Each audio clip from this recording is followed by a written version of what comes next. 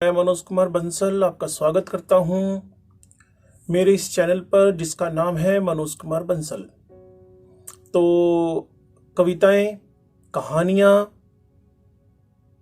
कवियों की, महाकवियों की शायरियां जिनमें वजन हो, मैं आपके सामने लेकर आता रहूंगा। तो अब मैं एक सीरीज स्टार्ट करने जा रहा हूं जो ओशो, एक ओंकार सतनाम, इस सीरीज का रोज आपको 10 से 12 मिनट का एक वीडियो मिलेगा जिसमें रिस्पेक्टेड ओशो ने जपजी साहिब पे अपने विचार रखे हैं और उसका एक बेटर वे में एक्सप्लेनेशन दिया है। सबसे पहले मैं शुरू करने जा रहा हूं आदि सच जुगादि सच। तो ध्यान से सुनिएगा। एक अंधेरी रात, भादों की अमावस, बादलों की गड़गड़ाहट, बीच बीच में बिजली का चमकना, वर्षा के झोंके, पूरा गांव सोया हुआ, बस नानक के गीतों की गूंज। रात देर तक वे गाते रहे। नानक की मां डरी। डरना स्वाभाविक भी है क्योंकि मां है। आधी रात से ज्यादा बीत गई, कोई 3 बजने को हुए। नानक के कमरे का दिया जलता है। बीच बीच में गीत की आवाज आती है। नानक के द्वार पर नानक की मां ने दस्तक दी और कहा, बेटे अब सो भी जाओ, रात करीब करीब जाने को है। नानक चुप हुए और तभी रात के अंधेरे में एक पपीहे ने जोर जोर से कहा, पीयू पीयू। नानक ने कहा, सुनो मां, अभी पपीहा भी चुप नहीं हुआ, अपने प्यारे की पुकार कर रहा है, तो मैं कैसे चुप हो जाऊं? इस पपीहे से मेरी होड़ लगी है। जब तक ये गाता रहेगा, पुकारता रहेगा, मैं भी पुकारता रहूंगा। और इसका प्यारा तो बहुत पास है, मेरा प्यारा बहुत दूर है। जन्मों जन्मों गाता रहूं तो ही उस तक पहुंच पाऊंगा। रात और दिन का हिसाब नहीं रखा जा सकता। नानक ने फिर गाना शुरू कर दिया। नानक ने परमात्मा को गा गा कर पाया। गीतों से पटा पड़ा है मार्ग नानक का। इसीलिए नानक की खोज बड़ी भिन्न है, बहुत अलग है। पहली बात समझ लेना जरूरी है कि नानक ने योग नहीं किया, तप नहीं किया, ध्यान नहीं किया। नानक ने सिर्फ गाया, सिर्फ गाया और गाया, और गा गा कर ही पा लिया। लेकिन गाया उन्होंने इतने पूरे प्राण से, अपना 100% दिया, उन्होंने 100% दिया अपना, कि गीत ही ध्यान हो गया। गीत ही ध्यान हो गया, गीत ही योग बन गया, गीत ही तप हो गया। जब भी कोई समग्र होल प्राण से किसी भी कृत्य को करता है, किसी भी कृत्य को करता है, तो वही कृत्य, वही काम मार्ग बन जाता है। तुम ध्यान भी करो अधूरा अधूरा तो भी ना पहुंच पाओगे। तुम पूरा पूरा, पूरे हृदय से, तुम्हारी सारी समग्रता से, होलनेस, एक गीत भी गा दो एक गीत भी गा दो, एक नृत्य भी कर लो, एक नृत्य भी कर लो, तो भी तुम पहुंच जाओगे। क्या तुम करते हो? यह सवाल नहीं, तुम कर रहे हो। सवाल यह नहीं है तुम पूरी समग्रता के साथ कर रहे हो, सवाल यह है। यह सवाल नहीं है कि तुम करते हो पूरी समग्रता से 100% अपना दे रहे हो कि नहीं, या अधूरे अधूरे, यही सवाल है। किसी भी कार्य को 100% कर कर ही उसके टारगेट को अचीव किया जा सकता है। परमात्मा के रास्ते पर नानक के लिए गीत और फूल ही बिछे हैं। इसीलिए उन्होंने जो भी कहा गाकर कहा है। बहुत मधुर है उनका मार्ग, रस सिक्त, रस से भरा हुआ। कल हम कबीर की बात कर रहे थे। सूरत कलारी भई मतवारी, मधवा पी गई बिन तोले, मधवा पी गई बिन तोले।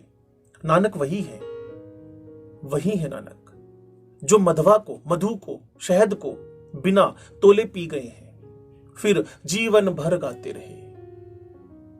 ये गीत साधारण गायक के नहीं है, ये गीत साधारण गायक के नहीं है, ये गीत उसके हैं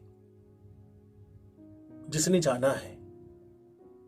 इन गीतों में सत्य की भनक, इन गीतों में परमात्मा का प्रतिबिंब, रिफ्लेक्शन है। दूसरी बात, जपू जी के जन्म के संबंध में जिस भादों की रात की मैंने बात कही, तब नानक की उम्र रही होगी कोई 16-17। जपू जी का जन्म हुआ तब उनकी उम्र थी 36 वर्ष 6 माह 15 दिन। जिस घटना का मैंने उल्लेख किया, उस भादों की रात वे साधक थे और तलाश में थे, प्यारे को पुकार रहे थे, प्यारे की पुकार चल रही थी, पियो पियो। अभी पपीहा रट लगा रहा था, अभी मिलन ना हुआ था। जपू जी का जब जन्म हुआ, यह मिलन के बाद उनका पहला उद्घोष है। पपीहा ने पा लिया अपने प्यारे को, पियू पियू की रटन पूरी हुई, मिलन हो गया। उस मिलन से जो पहला उद्घोष हुआ है, वह है जपू जी। इसीलिए नानक की वाणी में जो मूल्य जपू जी का है, वह किसी और बात का है ही नहीं। जपू जी ताजी से ताजी खबर है उस लोक की। वहां से लौटकर उन्होंने जो पहली बात कही, वह यही है जपू जी साहिब। उस जगत से इस जगत में आकर जो पहले शब्द निर्मित हुए, वही जपू जी है। पहले शब्द निर्मित हुए, वही जपू जी है। उस घटना को भी समझ लेना है।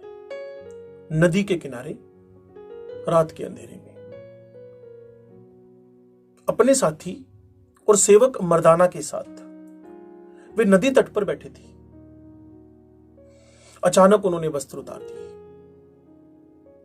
बिना कुछ कहे वे नदी में उतर गए। मर्दाना पूछता भी रहा, क्या करते हैं? रात ठंडी है, अंधेरी है।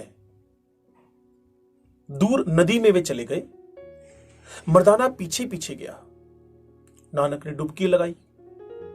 मर्दाना सोचता था कि क्षण दो क्षण में बाहर आ जाएंगे, लेकिन वे बाहर नहीं आए। 10-5 मिनट तो मर्दाना ने राह देखी, फिर वह खोजने लगा कि वे कहां खो गए। फिर वह चिल्लाने लगा, फिर वह किनारे किनारे दौड़ने लगा कि कहां हो, बोलो, आवाज दो। ऐसे उसे लगा कि नदी की लहर लहर से एक आवाज आने लगी, धीरज रखो, धीरज रखो, पेशेंस में रहो। पर नानक की कोई खबर नहीं, कोई खबर नहीं नानक की। वह भागा, गांव गया, आधी रात लोगों को जगा दिया। भीड़ इकट्ठी हो गई, होनी भी थी। नानक को सभी लोग प्यार करते थे, सभी को नानक में दिखाई पड़ती थी कुछ होने की संभावना। नानक की मौजूदगी में सभी को सुगंध प्रतीत होती थी।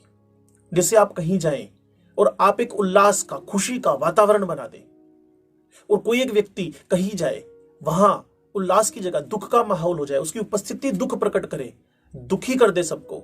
बस ऐसा ही कुछ नानक के साथ था। जहां भी वो जाते थे वहीं एक सुगंध फैलती थी, उनकी उपस्थिति सुगंध पैदा करती थी। फूल अभी खिला नहीं था, पर कली भी तो गंध देती है। सारा गांव रोने लगा, भीड़ इकट्ठी हो गई, सारी नदी तलाश डाली गई। इस कोने से उस कोने लोग भागने दौड़ने लगे, लेकिन कुछ भी पता न चला। 3 दिन बीत गए। लोगों ने मान ही लिया कि नानक को कोई जानवर खा गया, डूब गए, बह गए, किसी खाई खड्ड में उलझ गए। मान ही लिया गया कि मर गए। रोना पीटना शुरू हो गया। घर के लोगों ने भी समझ लिया कि अब लौटने का कोई उपाय नहीं रहा। और तीसरे दिन अचानक नानक नदी से प्रकट हो गए। जब वे नदी से प्रकट हुए तो जपुजी उनका पहला वचन है, यह घोषणा उन्होंने की, कहानी ऐसी है, कहता हूं कहानी। कहानी का मतलब होता है जो सच भी है और सच नहीं भी। इसीलिए सच इसलिए है कि खबर देती है सच्चाई की। सच इसलिए है क्योंकि खबर देती है सच्चाई की, और सच इसलिए नहीं कि यह कहानी है और प्रतीकों से खबर देती है। ऐसा कुछ सच में घटा होगा, मैं ऐसा नहीं बोल रहा, लेकिन ऐसा हुआ है। जपुजी साहिब नानक जी के ही वचन हैं, ये आपको बताना चाहते हैं। और जितनी गहरी बात कहनी हो, जितनी गहरी बात कहनी हो, उतना ही प्रतीकों की खोज करनी पड़ती है। अपनी बात को कहने का सबसे बढ़िया तरीका प्रतीक ही हो सकते हैं, साइन हो सकते हैं, सिंबल हो सकते हैं। सड़क पर चलिए, आप देखते ही होंगे, जितना सिंबल्स, साइन देकर समझाया जाता है, उतना शब्द लिखकर नहीं समझाया जा सकता। बस ये कि सामने वाले को उन्हें समझने की समझ हो। तो अगला कड़ी मैं लेकर उपस्थित होता हूं आपके सामने। तब तक आप इसको सुने और एंजॉय करें। मनोज कुमार बंसल, नमस्कार।